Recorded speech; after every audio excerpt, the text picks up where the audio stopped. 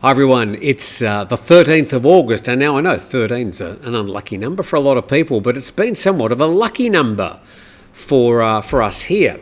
Well, firstly, yesterday, Mother's Day, and sorry I forgot to mention that it was Mother's Day yesterday. It just slipped my mind.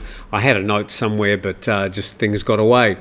But we participated in a local district Mother's Day event. We were invited to join in, an opportunity for some of the locals to donate and give money to locals that weren't doing quite so well, and dispersed during a ceremony yesterday morning.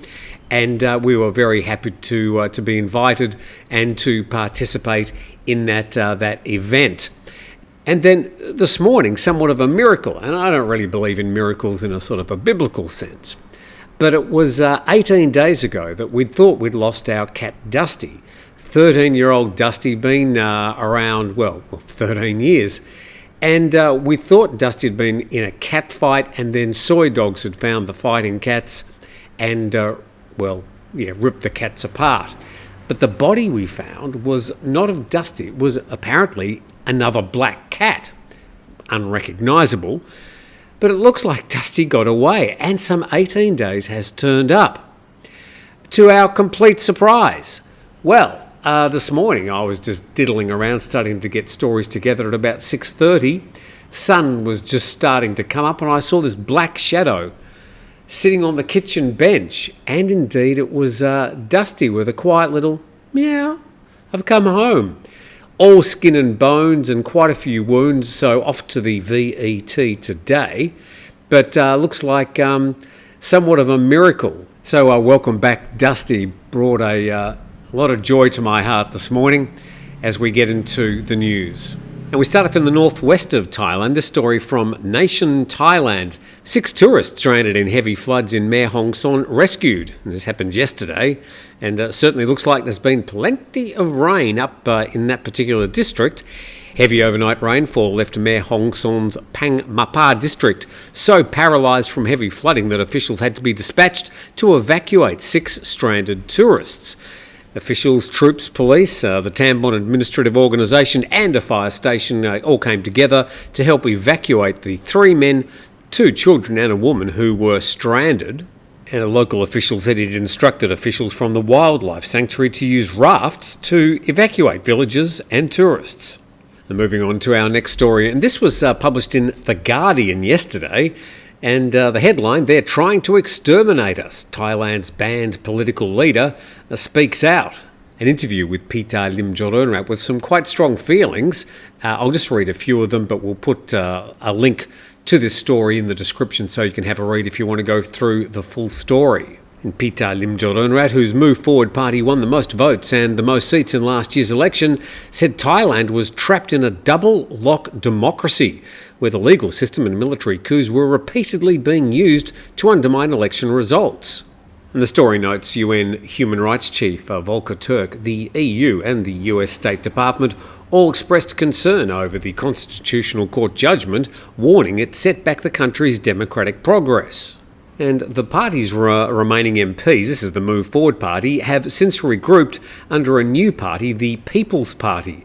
But Peter and the Executive Committee of Move Forward are banned from politics for 10 years. He's warned legal threats against the new party could escalate. He said, "They're coming for us, they're exterminating us. They're not going to compromise, they're not here to find consensus." Move Forward had promised to shake up Thailand by stopping the military from intervening in politics, breaking up monopolies that dominate the economy and reforming the lèse majesté law. And their pledges resonated with a wide cross-section of Thai voters, but also attracted fierce opposition from members of the powerful military royalist establishment. And Pita said there's now a shrinking space for such debates, adding that the conditions for free speech were worse today than even before the mass protests began. Since 2020, at least 272 people have since been charged with lèse majesté. And as I said, there's a link in the description if you'd like to read the full story in The Guardian.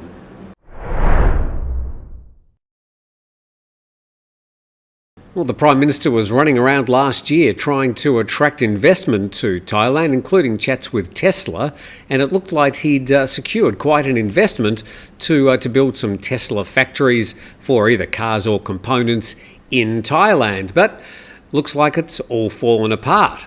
We go to nationthailand.com. Tesla cancels factory plan in ASEAN. And Tesla had pulled out the team overseeing the project late last year. Tesla is currently only discussing charging stations, with factory plans suspended in Thailand and worldwide. And the source for the Nation said they're not proceeding in Malaysia, Indonesia or anywhere else except for China, America and Germany. And the story notes that EV sales in Southeast Asia are expected to hit between $80 and $100 billion by 2035, from about $2 billion in 2021, according to a January report. And while the ASEAN region has the potential for a vibrant EV market, it's currently dominated by Chinese companies that have a strong grip on the sector and offer cars at a cheaper price than Tesla.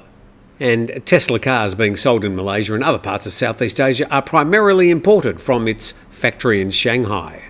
So it doesn't look like Tesla going ahead with those plans. I mean, the Prime Minister currently under attack for many reasons, but a lot of people in not only his party but the opposition parties are asking the question, show us the money. You spent all last year going to different countries and sort of touting Thailand as the place to invest in. What are the results? We're promising that Tesla were going to be putting this money into the country. That didn't happen. What about all these other companies that were promising? Are they going to be pulling out as well? So I think the Prime Minister under quite a lot of pressure at the moment, whilst the Thai economy, well, it's not really languishing, but it's perhaps not doing as well as people were hoping at least a year ago after the last election. And we'd like to acknowledge 5 Star Marine and Beach House Thailand. Now, if you're interested in going for a trip to Phang Bay off Phuket, or if you're looking to have a bit of a relax on a very quiet little stretch of beach, I think we've already established it's the longest beach in Thailand. Days like today, I'd like to do that myself. But there are links in the description for both 5 Star Marine and also Beach House Thailand. Now, a question I get quite often is, what happens if I die in Thailand? What happens to my property? What happens to my will? Or maybe I don't have a will, what's going to happen? Well, it looks like the PHANG have had a crack at this. And Legal Corner, what happens in Thailand if a foreign national dies without a will? And the article being penned by Adam Judd. And Thai inheritance law applies to the estate of any person who dies in Thailand, including foreign nationals. This means that if a foreigner dies intestate, that's without a will, their estate will be distributed according to Thai statutory inheritance laws. So then a lot of people then are asking, well, how do those laws differ? What happens if I've got a will in my home country and I'm in Thailand at the time? So this article does try and answer some of these questions.